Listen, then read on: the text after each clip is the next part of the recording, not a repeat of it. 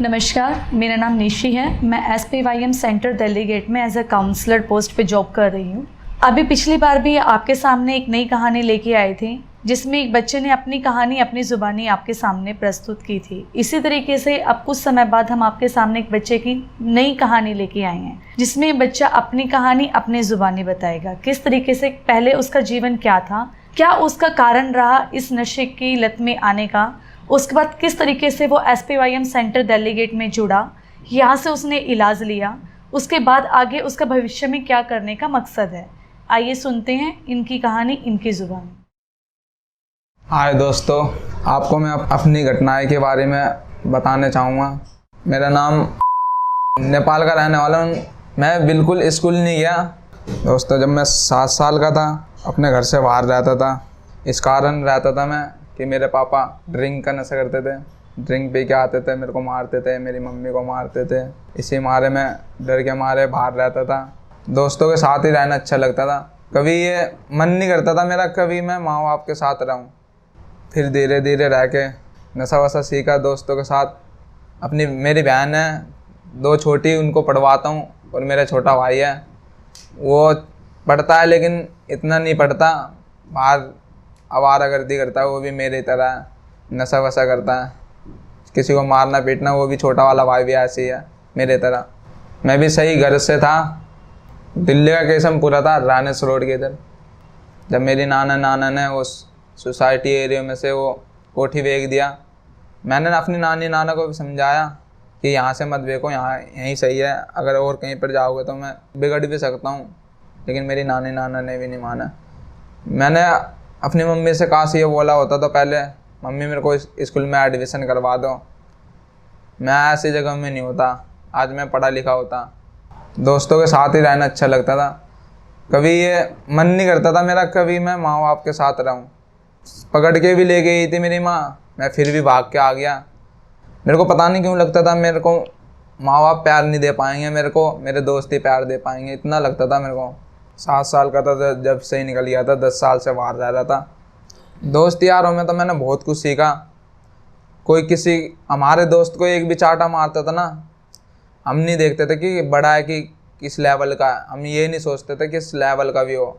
हम सीधा डायरेक्ट जाते थे, पूछते भी नहीं थे हम क्यों मारा, सीधा हम जाते हम मारने लग जाते थे उनको। पहले मैंने नशा करना स्टार्ट किया था तो मैंने 1 रुपये वाली सिगरेट से नशा करना स्टार्ट किया था। नंबर 10 की सिगरेट है, 10 रुपये की पूरी डब्बी आती थी। मैंने बहुत कुछ करा, मैंने भीख भी मांगी है। मेरे को जब मैं 9 साल का हुआ ना, मेरे को सब दिमाग में आया कि भीख क्यों मांग रहा है तू, तेरी बेइज्जती होगी, लोग तेरे साथ जो रहते हैं ना वो भी नहीं रहेंगे, अच्छे दोस्त भी नहीं बनेंगे तेरे। जब भी मैंने सोचा कि भीख मांगना छोड़ देता हूँ, फिर भीख मांगना छोड़ दिया। फिर उसके बाद मैं कबाड़ा चुनने लग गया, कबाड़ा को भी छोड़ दिया, चोरी करने लग गया मैं। हमारे इधर मेट्रो बन रही थी, एक मेट्रो से भारी भारी लोहे उठाना, तार उठाना, बहुत कुछ। फिर वो भी चोरी से भी, फिर उससे और ऊंची लेवल में चोरी के में आ गया मैं।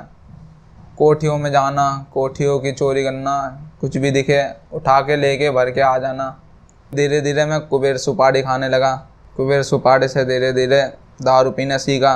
दारू से फिर मैं फ्रूट पीता था। 4-5 महीने बस मैं सुधरा रहा, बीड़ी सिगरेट पी रहा था ओनली, और कुछ नशा वशा नहीं कर रहा था।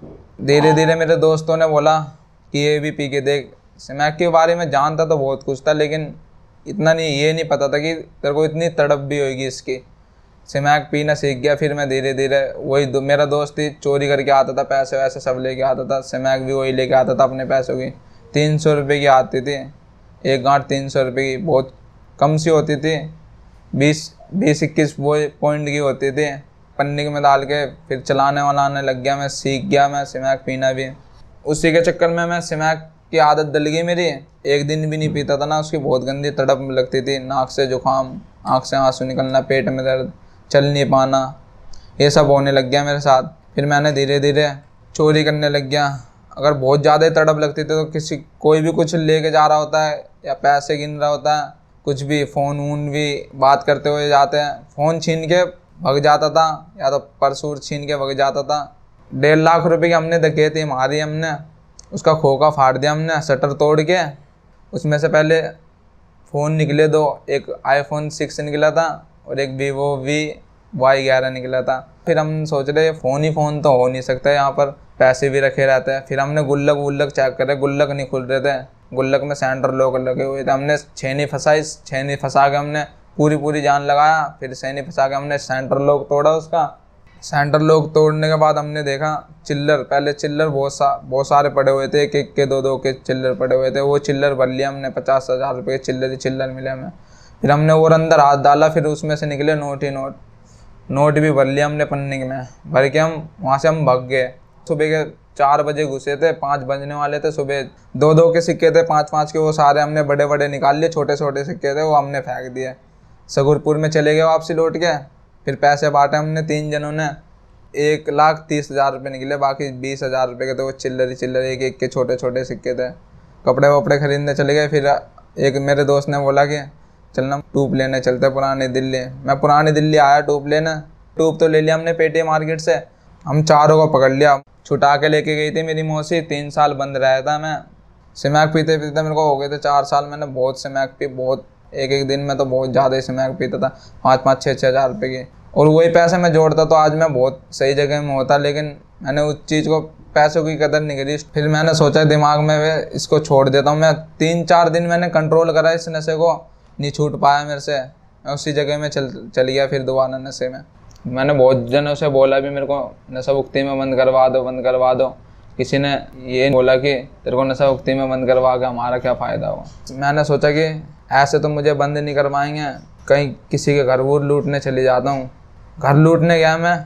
घर लूटते समय मैं चाहता तो मैं भग जाता, कुछ भी बाहर करके मैं भग सकता था। मेरे जेब में बहुत औजार रखे हुए थे, पेचकस, चाबी, प्लास, कटर वटर, बहुत कुछ रखे हुए थे। चाहता तो मैं वो चीज़ भी मार के भग जाता। मैं सोसाइटी वालों को, मैं बहुत हरामी था शुरू से ही, बचपन से। ना अपने से बड़ों से डरता था, ना किसी ऊंची जगह से कूदने से डरता था। घर में घुस गए, घर में घुस के हम AC निकाल रहे। पब्लिकों ने देखा, मैं भगते हुए पब्लिकों ने पकड़ लिया। पकड़ने के बाद हमें समझाया, मारा पीटा। एक भैया आए मेरे को, उन्होंने पकड़ के ले गए। चोरी करते हुए समय जब मैं पकड़ा गया था ना, मैं यही सोच रहा था कि मेरा दोस्त नहीं पकड़ गया होगा तो मैं भी भग जाऊंगा। तो फिर जब मैंने देखा ना मेरा दोस्त पकड़ गया, मैंने अकेला ये नहीं काट पाएगा, फिर तो जाना ही पड़ेगा। फिर मैं ज़बरदस्ती मैं भी अपने आप को उनके हाथ में पकड़वा लिया। मैंने भी पुलिस वाले को फ़ोन करा, पुलिस वाले के पास दे दिया हमारे। पुलिस वाले ने पूरी रात बिठा के रखा। मैं, पुलिस वाले बोल रहे तेरा कोई जमानती है तो है, बता दे, छोड़ देंगे तेरे को। मैंने जानबूझ के नहीं बताया दोस्तों, क्योंकि मुझे अपना नशा छोड़ना था। अगर मैं बता देता तो मैं नशा नहीं छोड़ पाता। अभी भी मैं उसी लाइन में घुसा रहता, चाहे मैं ज़िंदा रहता कि नहीं रहता। 5-6 महीने की बात है, कोई नहीं, सेफ्टी हो जाएगा, कुछ शरीर वरीर तेरा अच्छा हो जाएगा। मैंने इसी कारण मैंने सोचा कि किसी की बारे में नहीं बताऊं। उनसे बोल रहा स्मैक दे दो, टूटन हो रही है। उन्होंने बोला नहीं मिलेगी। मैंने पुलिस वालों को टॉर्चर करने लग गया। मैंने सर बीड़ी पिलाओ नहीं तो मर जाऊंगा, ऐसे बहाने देने लग गया। परसरी खाने लग गया उनके सामने। मेडिकल करवाने ले गया। हमारे डॉक्टर भी देख के बोल रहे हैं अरे तू किन को पकड़ के लेके आ गया। पुलिस वाले ने भी 1 की 2 लगा दी। 15 केस है, फ़ोन छीना झपटी, स्नैचिंग, चोरी, 92, 97, बहुत केस के नाम बता दिए उसने। फिर हमको मेडिकल करवाया, बाहर ले गया जहांगीरपुरी बुढ़ारी बाईपास के इधर। हमको पराठे खिलाए उसने रात को 2 बजे। फिर ले गए वहाँ पर हमको अलीपुर में। फिर हमको एक दिन रखा वहाँ पर। सुबह होते ही कोर्ट पे ले गए। कोर्ट वाली मैम ने फाइल बनाई। फिर वहाँ से हमको अलीपुर ले गए। अलीपुर में हमको 6-7 दिन रखा। वहाँ पर बहुत टूटन होने लग गई, तड़प मचने लग गई स्मैक की, उल्टी हो रही। फ़ोन पे बात करवाया डॉक्टर से। फिर अगले दिन होते ही हमको यहाँ SPIM दिल्ली गेट में ले गया। हमें 2-3 दिन रुके। फिर हम हॉस्पिटल गए। हॉस्पिटल में भी बहुत सही लगा था। वहाँ से आने का ही मन नहीं कर रहा था हॉस्पिटल से। फिर मैं यहाँ पर आया, 4-5 दिन में उदास रहा। एटनॉक की गोली की आदत से लग गई थी, उसकी टूटन तड़प मचने लगी। पहले सर देते थे दवा, 2 दिन लगातार दवाई ली। 3-4 दिन मैंने फिर दवाई लेने ही नहीं जाता था। मैं सोचता था अगर ऐसे रोज़ दवाई लेने जाऊँगा तो फिर ऐसे तो आदत बन जाएगी, फिर यहाँ पर रह के तो क्या नशा छोड़ेगा। फिर 2-3 दिन से मैंने दवाई लेना बंद कर दिया। फिर और तड़प लगने लगी, सो नहीं पा रहा। फिर मैंने कोई नहीं, जैसे नशे को कंट्रोल करेगा जब तो सीखेगा नशा कंट्रोल करना, बाहर जाके जब तो सीखेगा। मैंने ये दिमाग में ठाना। 4-5 दिन रुका, किसी से बात वूत नहीं कर रहा, बस अब इतना है कि हंस खुश खेल रहा था बस। लेकिन आज भी बहुत याद आती है इसी का मैम के, उन्होंने बहुत समझाया मेरे को यहाँ पर।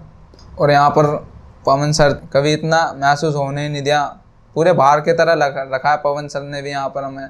कभी भी कुछ भी समस्या होती थी, निशि मैम आती थी, पूछती थी मैम बोलती थी कुछ भी बात बोलने से मत घबराया करो, मैं भी आपकी बहन जैसी हूँ।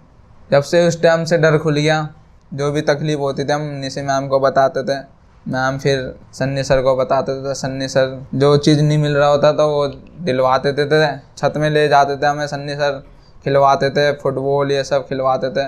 मेरे को यहाँ पर 3 महीने होने जा रहे हैं कि आज मैं इतना कुछ सीख गया यहाँ से। मैं मुझे बहुत प्यार से समझाया, अगर इससे पहले मेरे को और कहीं पर समझाने वाला मिलता तो आज मैं इन चीज़ों के बारे में नहीं सोच रहा होता। मेरे को बहुत यहाँ पर समझाने के लिए बहुत जने मिले, मेरे को मिले, मेरे को यही समझाया इतना अच्छा तेरे पे हुनर है, तू बाहर जाके तू बहुत कुछ कर भी सकता है, अपने बल पे तू कुछ भी कर सकता है, कि दुकान कुछ भी खोल सकता है। यहाँ से जाने के बाद मैंने यही सोचा है कि पहले 3-4 महीने काम करूँगा, काम करके पैसे जोड़ूंगा, पहले मोमोज की दुकान खोलूँगा। नेपाल का रहने वाला उनके ऊपर यही खूबी होती है, उनको बहुत कुछ बनाने आता है, चौमिन, चिल्ली पटाटो ये सब, चाइना डोन जैसे बाहर तो देखते ही होंगे आप, रोडों पे लगती है, बड़ी से बड़ी दुकान होती है, चाइना डोन होता है, कोई छोटी भी दुकान खोल के बैठ जाता है, मोमोस ये सब, रोल चौमिन, ये चीज़ बनाने आता है उनको अच्छा। बोलते हैं ना लोग तुम्हारे कास्ट के तो बहुत अच्छी चीज़ें बना लेते, तो तुम ये काम क्यों नहीं कर सकते तुम।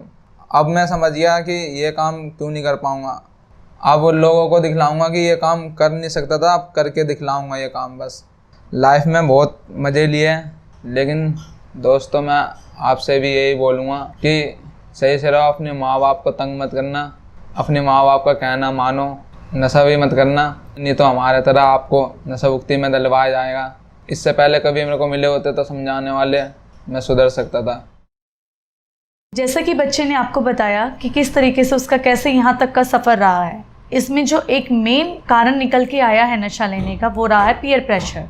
पीयर प्रेशर की तरफ ज़्यादा बच्चा किस लिए आकर्षित हुआ, क्योंकि उसका एक फ्रेंडली इन्वायरमेंट फैमिली में नहीं था। बच्चे ने बताया पिता अल्कोहलिक थे, बच्चे के साथ मार पिटाई करते थे, इसलिए बच्चा अपने मन की बातें बाहर जाहिर करने लगा। सेम एज ग्रुप के बच्चे मिलने के कारण उसको एक सही मार्गदर्शन नहीं मिल पाया, जिसकी वजह से बच्चा गलत रास्ते पे चला। ना चाहते हुए भी बच्चे ने बहुत सी कोशिश की कि वो नशा ना करे, इस तरफ ना जाए, इस रास्ते पर ना जाए, लेकिन वही बात है कि सेम एज ग्रुप के बच्चे क्या गाइड कर पाएंगे।